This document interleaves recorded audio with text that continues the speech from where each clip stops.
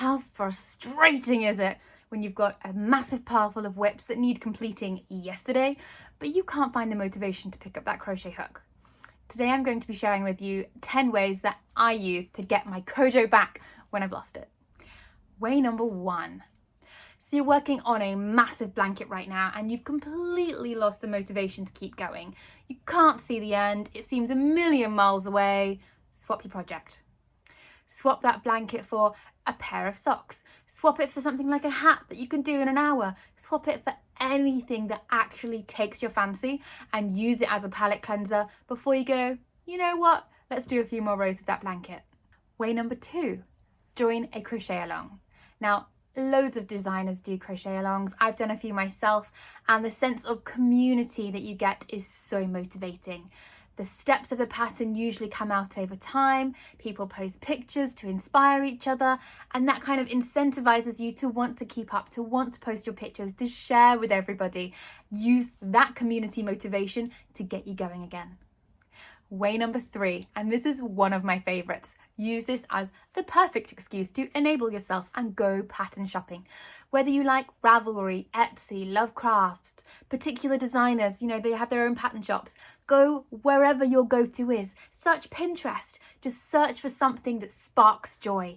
Browse Instagram, have a scroll on that feed. Look in your favorite crochet group. Somewhere you will find that spark of inspiration and follow it. Grab that pattern, start crocheting, and again, that's another way to get your hook going. Way number 4, break that project down into smaller chunks. If it's a blanket, say you're going to do 2 rows every day. If it's a cushion, say, okay, I'm going to do the front this week, I'm going to do the back next week. If it's a pair of socks, go, right, I'm just going to finish the toe. Whatever it is, it can somehow be broken into smaller pieces, and those smaller pieces are that little bit less intimidating. Hopefully that will be enough of a motivation for you to pick up that hook and go, okay, what's the next small section that I can manage? Number 5, take a break from crocheting. Now I know it's going to be really hard if you are an enthusiastic crocheter, but sometimes a break is exactly what you need. Whether you like to read, whether you like to bake, whether you like to sew, whether you just want to go hang out with your friends and your family, take that step back, give yourself a chance to get away from crochet, and you'll soon find the motivation comes back because you miss it. Way number 6, go organize your stash. You'll often find that just by sifting through what you've already got, you find some yarn that you've forgotten about and it sparks your interest in a new project. You might find something that you'd bought ages ago and go, oh, I was planning to make a jumper with that. Let's go look at jumper patterns. Or, oh, that would make a perfect Christmas beanie for my kid. Whatever you've got in your stash, you're sure to find some inspiration. Way number 7, go and check out YouTube. I cannot recommend this enough.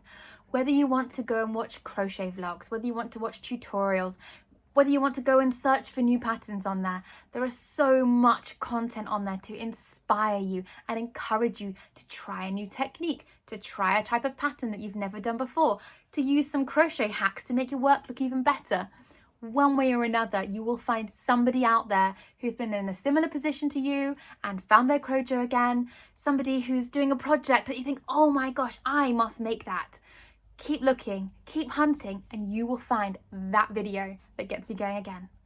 Way number 8, connect with other crocheters.